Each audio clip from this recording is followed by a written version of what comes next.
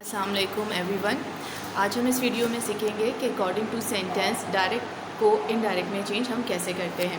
यानी इन नरेशन जब भी हम डायरेक्ट स्पीच को इनडायरेक्ट स्पीच में चेंज करते हैं तो चेंज करने से पहले हम देखते हैं कि आपका जो रिपोर्टेड स्पीच का सेंटेंस है वो क्या है। मीन्स वो असर्टिव है, इंट्रोगेटिव है, इम्पेरेटिव है, ऑप्टेटिव है, क्या है। ठीक है, तो special rules for changing direct speech into indirect speech. There are some special rules which are applied in the conversion of different types of sentences from direct to indirect। यानी कुछ rules होते हैं अकॉर्डिंग टू सेंटेंस जिनको हमें follow करना होता है। तो first rule is rules for conversion of assertive sentences from direct to indirect. यानी आपने देखा कि आपके रिपोर्टेड स्पीच जो असर्टिव सेंटेंस में है, यानी डायरेक्ट स्पीच का जो सेकंड पार्ट है वो असर्टिव है, जिसको आप अफर्मेटिव भी कहते हैं। और डिक्लेरेटिव जो सेंटेंस है यानी बयानिया सेंटेंस, बयानिया जुमले, तो इसे चेंज करने के लिए हमें कौन से रूल्स को फॉलो करना पड़ता है। तो सबसे पहले आप देखें the verb said two of reporting verb change into told.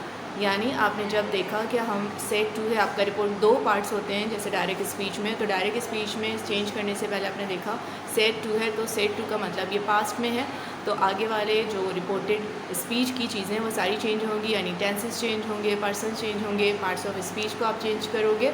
तो सेड टू को हम चेंज करेंगे टोल्ड में।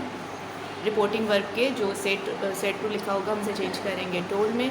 सेकेंड पॉइंट है the inverted commas are replace by the conjunction that, और कॉमा की जगह हम लगाएंगे डैट को। Rest of the rules will remain same. इसका मतलब है कि जो रूल्स हमने कल पढ़े थे लास्ट वीडियो में, जनरल रूल्स थे जो चेंज करने के, जिसमें पर्सन को चेंज करना था, पार्ट्स ऑफ स्पीच को चेंज करना था, टेंसेस को चेंज करना था। जो रूल्स थे, जो चार्ट आप देख लेना दूसरी लास्ट वीडियो में, उनको पहले आपको याद होना चाहिए कि टेंसेस कौन से टेंस में चेंज होते हैं। लाइक प्रेजेंट सिंपल चेंज होता है, पास्ट सिंपल में सारी चार्ट थी, दिस चेंज होता है डैट में। ये सारे रूल्स आपको याद होंगे तो फिर आपके लिए आसानी हो जाएगी। तो ये है इसका मतलब, rest of the rules will remain same. Example से समझते हैं। एग्जाम्पल में डायरेक्ट स्पीच में आप देखोगे स्मिथ सेड टू जैक, फिर इसके बाद एक कॉमा, इन्वर्टेड कॉमास के अंदर लिखा हुआ है your achievement will inspire others to follow the same. पहले तो याद रखें यहाँ पे रिपोर्टिंग वर्ब फर्स्ट पार्ट है और इन्वर्टेड कॉमास को हम कहते हैं रिपोर्टेड स्पीच। रिपोर्टिंग वर्ब में आपने देखा सेड टू, तो यानी इसका मतलब पास्ट है। और आगे का जो सेंटेंस है रिपोर्टेड स्पीच वो है असर्टिव सेंटेंस, यानी कोई नेगेटिव या कोई इंट्रोगेटिव से स्टार्ट नहीं है, एक असर्टिव सेंटेंस है। तो इसे आप क्या करेंगे, आप इसके लिए रूल्स को याद रखेंगे कि रूल्स ये है कि कॉमा की जगह आपने लगाना है डैट, और सेड टू को सबसे पहले सेड टू को चेंज करेंगे हम टोल्ड में। तो इसमें सेड टू की जगह लगाया हमने टोल्ड, जैक को ऐसे लिखेंगे, कॉमा की जगह लगाएंगे डैट। इसके बाद देखें यहाँ पर योर है, तो योर आपको पता है सेकंड पर्सन है, सेकंड पर्सन चेंज होगा रिपोर्टिंग वर्ब के ऑब्जेक्ट से। तो रिपोर्टिंग वर्ब का ऑब्जेक्ट है यहाँ पर Jack, Jack is a boy, तो हम यहाँ पर बॉय यानी ही कंसिडर करेंगे। तो your is a possessive case, तो ही का पोजेसिव होता है हिज, इसलिए यहाँ पर हम लिखेंगे हिज अचीवमेंट। विल चेंज होता है वुड में, तो हमने विल की जगह लगाया would. Inspire others to follow the same, और फिर हम जब लगाएंगे तो इन्वर्टेड कॉमर्स को इनडायरेक्ट में हम रिमूव कर देंगे, कॉमा भी रिमूव हो जाएगा जिसकी जगह हमने डैट लिख दिया। ठीक है, तो ये रूल्स होते हैं असर्टिव सेंटेंस के। जब भी आप डायरेक्ट को इनडायरेक्ट में चेंज करते हैं तो कुछ रूल्स होते हैं, और इस रूल्स को देखने के लिए आपने सबसे पहले रिपोर्टेड स्पीच के सेंटेंस को देखना होता है कि वो सेंटेंस कौन सा है। यानी अगर वो असर्टिव है तो फिर आपने सेड टू की जगह लगाना है टोल्ड, कॉमा की जगह लगाएंगे डैट, और बाकी जितनी भी चेंजिंग होगी जो रूल्स हैं टेंसेस के, पार्ट्स ऑफ स्पीच के और पर्सन के, वो आप चेंज करोगे। सेकेंड सेंटेंस अगर आप देखते हो इंट्रोगेटिव है, तो rules for conversion of interrogative sentences from direct to indirect. जब आपने देखा कि हमारा रिपोर्टेड स्पीच का जो सेंटेंस है वो इंट्रोगेटिव है, फिर आपको रूल्स याद करने होंगे। फर्स्ट पॉइंट है the verb said two of reporting verb is change into asked और इंक्वायर्ड। यानी चूँकि आपको पता है इंट्रोगेटिव में सवालिया जुमले होते हैं, इसमें आपसे सवाल, आप सवालिया है तो आप इसमें पूछते हो, इसलिए हम सेड टू की जगह जब इसे हम इनडायरेक्ट में चेंज करेंगे तो हम वहाँ पर लगाएंगे आस्क, और आप इंक्वायर्ड भी लगा सकते हो। Second the comma, inverted commas and question mark are omitted. Comma भी ख़त्म कर देंगे, इन्वर्टेड कॉमास भी ख़त्म हो जाता है और क्वेश्चन मार्क भी ख़त्म करेंगे। The sentence structure in the reported speech is change from question to statement. यानी जब आप इनडायरेक्ट में चेंज करते हो इंट्रोगेटिव के सेंटेंस को, तो फिर आपने क्वेश्चन यानी इंट्रोगेटिव सेंटेंस से चेंज कर देना होता है असर्टिव सेंटेंस में। Second, next point is when the question begins with an interrogative word like what, who, where, how, when, whom, which, why, etc. यानी इस तरह के यानी WH सेंटेंसेस के हो तो in the reported speech the same is written in the indirect speech. यानी ये वर्ड से अगर स्टार्ट होता है आपका रिपोर्टेड स्पीच तो आपने as it is WH word को वैसे लिखना होता है और बाकी आगे के जो सेंटेंस है उसको आपने असर्टिव में कर देना होता है, यानी क्वेश्चन टू स्टेटमेंट।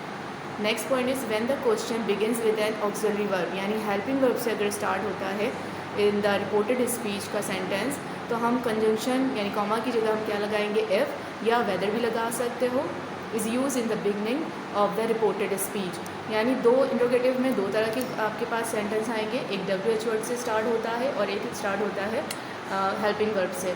तो थोड़ा सा फ़र्क है इसमें, आप बस याद रखना है आपने। सपोज़ डायरेक्ट स्पीच आपके पास आता है my mother said to me where were you roaming throughout the day.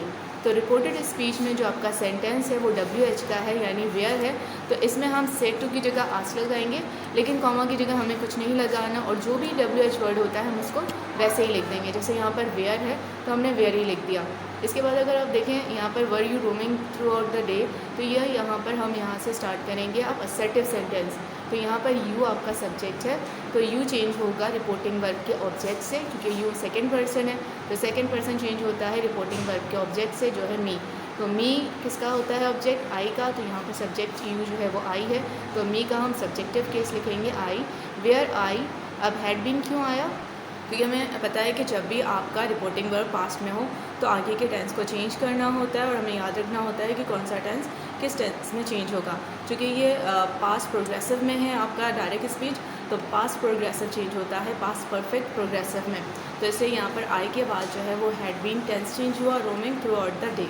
इसके बाद आपने देखा इन्वर्टेड कॉमर्स भी हट चुका है और आप क्वेश्चन मार्क को भी हटा देंगे। और याद रखना है इसमें जो WH से स्टार्ट हो यहाँ पर हम कॉमा की जगह कुछ भी नहीं लगाते, क्योंकि यहाँ पर आपने WH वर्ड को लिख दिया है। एक और आप सेंटेंस समझिए, I said to him comma will you cooperate to cope up with the situation. तो यहाँ पर रिपोर्टेड स्पीच जो है वो ऑक्सिलरी वर्ब यानी हेल्पिंग वर्ब से स्टार्ट हुआ है, इंट्रोगेटिव सेंटेंस है, तो यहाँ पर आपके रूल्स थोड़े से चेंज हो जाएंगे। यहाँ पर आप सेड टू की जगह आस्क लगाओगे और यहाँ पर आपने कॉमा की जगह फिर इफ़ या वेदर भी लगा सकते हैं। आपने देखा WH वर्ड जो वेयर वर्ड थे वहाँ पर कोई कॉमा की जगह कुछ नहीं लगाया था, लेकिन अगर सेंटेंस आपका हेल्पिंग वर्ब से स्टार्ट हो रहा है तो फिर आप कॉमा की जगह आप लगाएंगे इफ़ या वेदर भी लगा सकते हैं। इसके बाद आपने देखा कि इंट्रोगेटिव सेंटेंस है, इसे आप चेंज कर देंगे असर्टिव सेंटेंस में यानी क्वेश्चन टू स्टेटमेंट।